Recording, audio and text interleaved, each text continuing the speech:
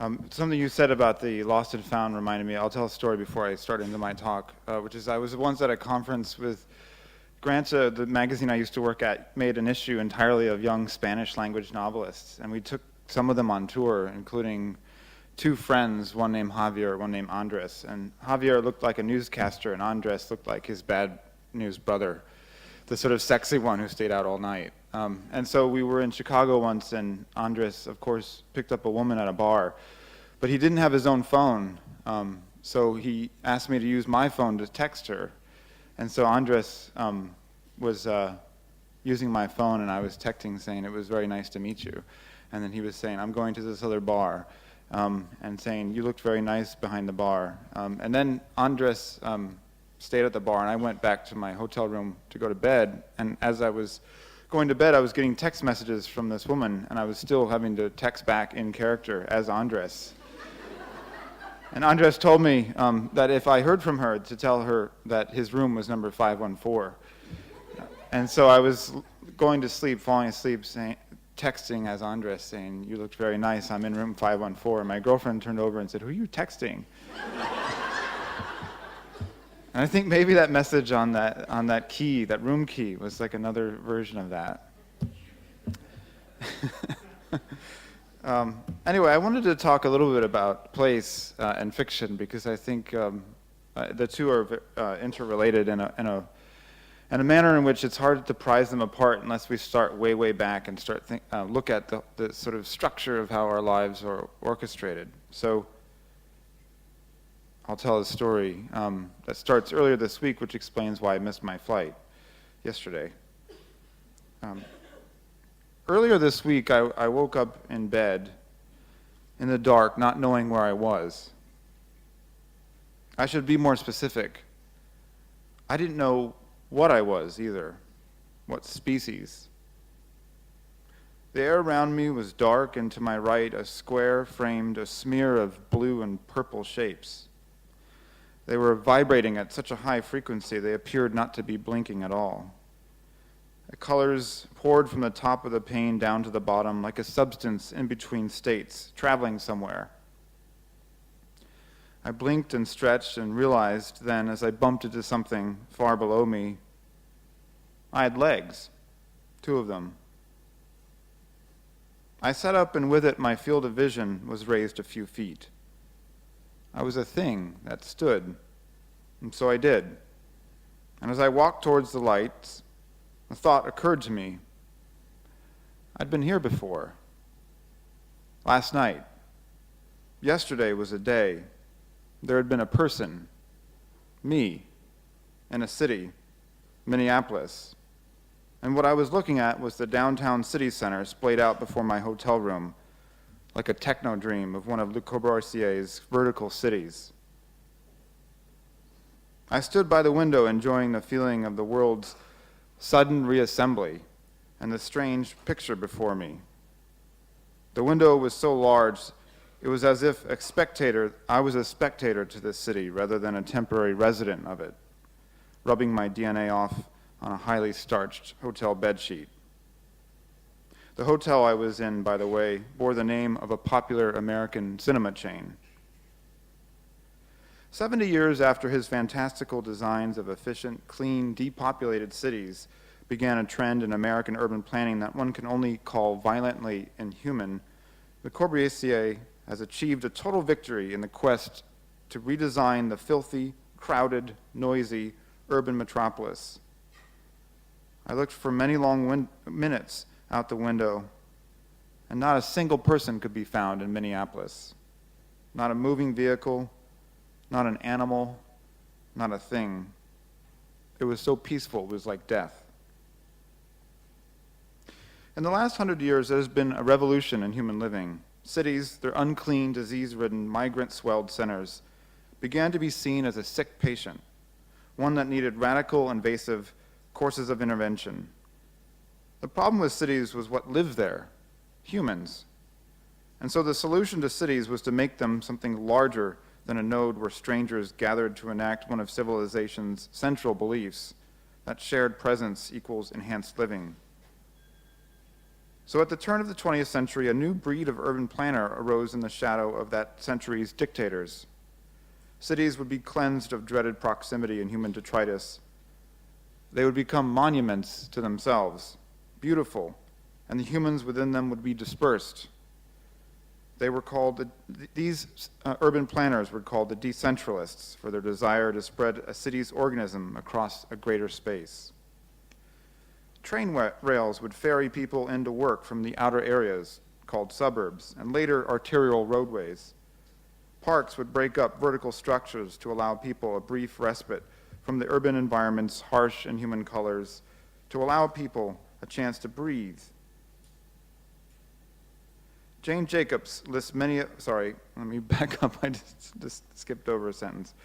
Parks would break up vertical structures to allow people a brief respite from the urban environments in human colors, its denatured flow of pedestrians, biding their time before returning to their plot of land, their square of green, their sylvan remove. In the great attack of these planners, Jane Jacobs lists many of the key assumptions of these decentralists. The street is bad as an environment for humans. Houses should be turned away and faced inward. The basic unit of city planning is not the street but the block, and more particularly the superblock. The presence of other people is at best a necessary evil, and community must be islanded off as a self-contained unit. I do not need to explain to a room of people such as yourselves what kind of idea this resembles. Slide 2. Oh. The effect of these ideas, the decentralists twinned with Le Corbusier's shiny urban sculptures disguised as ideas, in Western cities has been catastrophic. Cities have been at once decentralized and planned as if without human behavior in mind. That is, they've been designed for an idea of maximum efficiency that depends entirely on early 20th century notions of optimized living.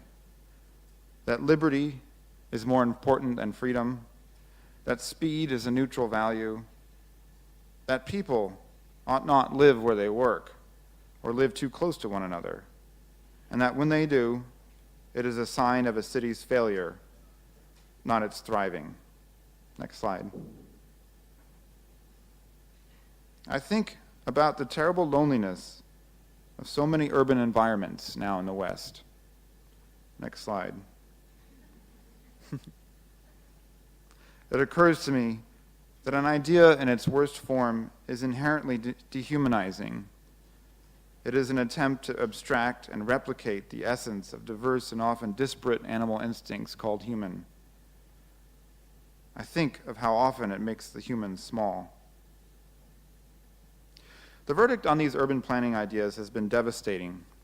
Now we live in cities that have been emptied of neighborhoods to provide swifter modes of transport in and out of them.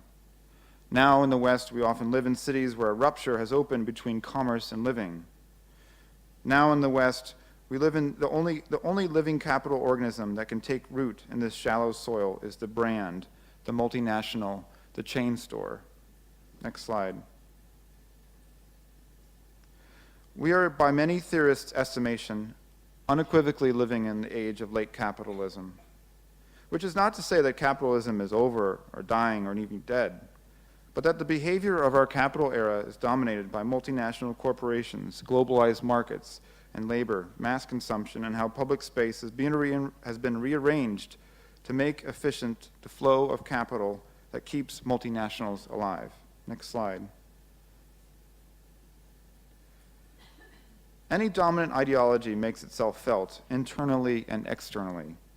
So just as late capital has shaped and defined our city and the products we live around and eat, we buy, and designed urban planning and its images, it has also colonized our imagination. What we think of as the city, what we think of as beautiful, has been changed and molded, deformed even, in its image. What we find strange and arresting or beautiful has moved away from nature towards an urban sublime. Next slide. Next slide. I don't know how to say it in a less obtrusive way. These I all took in my neighborhood, by the way. Our aesthetics grow out of what we believe to be human, how we feel about what is agreed to be human, how we continue to be human in the spaces of late capital cities, in the spaces where the city is not optimized, in the place where the narrative of late capital and its assumptions breaks down. Next slide. I think of the terrible loneliness of pretending that a dominant narrative is true. Next slide. I think of how often literature has been successful because it has demolished a public narrative and replaced it with a private one. I also think of a story that Jane Jacobs tells briefly in The Death and Life of American Cities. She describes how in a public housing project in New York, many tenants deeply disliked a central square of grass that turned a space between buildings into courtyards. Jacobs could never figure out why the people in the buildings around the courtyard hated it so much, until one of them explained it this way. Nobody cared what we wanted when they built this place. They throw our houses down and pushed us here and pushed our friends somewhere else. We don't have a place around here to get a cup of coffee or a newspaper. But the big men come and they look at that grass and say, "Isn't it wonderful? Now the poor have everything." The tenant, Jacobs pointed out, was saying something profound. She'd identified the, quote, mask of pretend order achieved by ignoring or suppressing the real order that is struggling to exist and to be served. Next slide. There are a couple of assumptions I'd like to make here now. One of them is that literature, for it to be true and beautiful, must pay attention to the real order of people, how they live and breathe and love and die, and that the gap between their supposed order and the real order is what gives social forms, such as the novel, their peculiar power.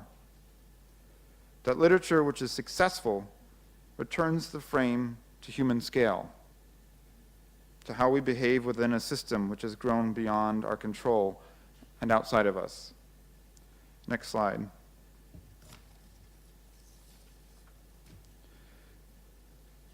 These assumptions have profound implications for storytelling in a modern age, especially when dealing with how a story turns the actual spaces of the real world into narrative space.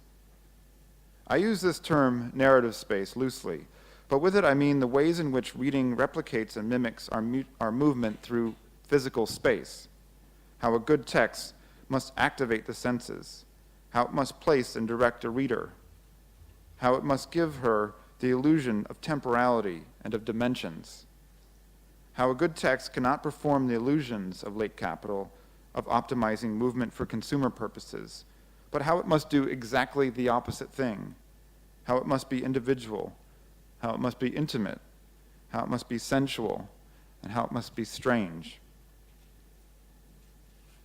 I thought about these things very much when I was the editor of a magazine in Britain and when I was a book reviewer. I received a lot of submissions that were stories that took place outside of space and time, as if against a green screen. I also reviewed and read a great many of books that seemed to take place in a cultural, political, and historical vacuum. I felt then, and I believe more strongly now, that this is a loss for storytelling. To take a story out of place was to miss the opportunity to recreate or conjure the sense of arrival, one of the most common human experiences, that of moving from one space into another and using the senses to grasp the dimensions and contours of what is around us. Activating the senses, I have found, is one of the most important tasks of writing. It is through the senses that we perceive the world, and it is through language which draws off the senses that our imagination recreates that world, or imagined presences within it. Seeing, touching, tasting, smelling, hearing. This is how we dilate between inner and outer states. In so much modern fiction, I found none of these tools were being used at all.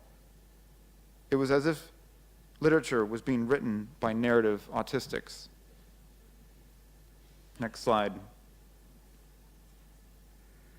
It is not hard to understand why this is so.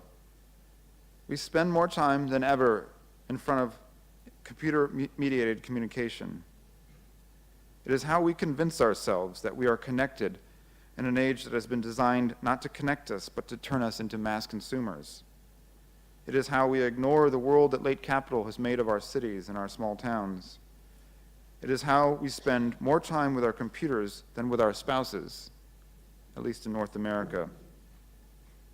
Reality as we reflect it, which is also how we see it and how it creates us, has begun to take on the logarithmic nature of the internet. To be a writer, which is to be a storyteller, one has to have an idea of what reality is and what is created, because you are entering into competition with it. To be a writer, which is to be a storyteller, one has to be vigilant of the constant forces which aim to create reality. Advertisers, which tell you, you need this. Governments, which tell you, you are this. And corporations, which tell you, you are a consumer. It's worth pausing here to think about the values of a late capital consumer. A consumer is a person who purchases things. A consumer wants goods and services to be of the lowest cost. A consumer wants a wide choice of what they consume. And a consumer wants to have the liberty to make these choices without any other consequences. As in, doesn't matter what it takes to make it, what it poisons to build it, who is doing the making. I want what I want, and I want to possess it.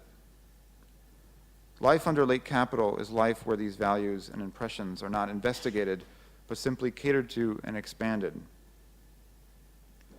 And so here we are in 2015, with multinational corporations making use of the gross disparities in labor markets to build things we don't need, using tax loopholes and tax havens to redefine the physical and psychic space for their needs while not catering to greater society.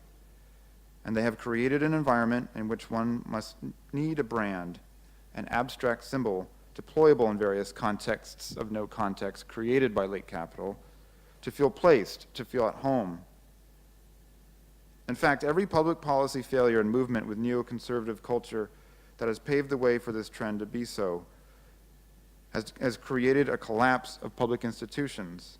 It has eroded our education markets, and it has warped public life.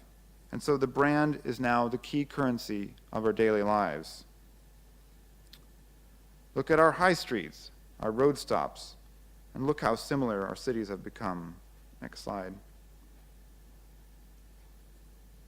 Maybe they have been this way for a long time. Next slide. And so, in the peculiar transmogrification of real places into imaginary cities, cities today have become brands.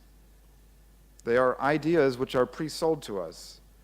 And when we arrive there, we know what we are looking at to purchase with our eyes. They tell us to look up, not across, at human life. They tell us, as storytellers, to create the image of what we already know, rather than what our eyes see for us. Next slide. As storytellers, you need to be aware of the brands you are absorbing and the bottles at your feet. How do you do this? I recommend taking pictures every day. These pictures have just been a montage of the last 6 months of my photo life. I recommend that you write a place diary once a week, just simply describing what is around you. And I recommend that you make and think of place as a character in whatever you're writing. Let us think about the great works of literature and where they would be without place. Where would Virginia Woolf's Mrs. Dalloway be without London? Where would Salman Rushdie's Midnight's Children be without Bombay? Where would Isaac Bashevis Singer be without Brooklyn? Where would Nadine Gordimer be without the dry fissures of Cape Town? Where would Kamala Shamsi be without Karachi? Where would Kent Harif be without Holt, Colorado? Where would Cartarescu be without Bucharest? You can tell I wrote this speech just for this day. As storytellers, your number one responsibility is to bring to life characters. How they see and what they see is crucial in this activity. And so where they are, what they rub up against, and what they respond to, what they fight with, what makes and creates their movements in the world is equally crucial. Let me show you this in action. The following is just a few quotes from various stories that I liked. This one is very short. It's from a story by Tanya James called Lion and Panther in London, about two wrestlers who come to 19th century London from India and sort of enact their exotic savagery. And they're living out in the outer suburbs, and they're spending a day indoors in the rain, waiting for their handler to tell them about their next match. And she writes, "Raindrops wiggle down the window."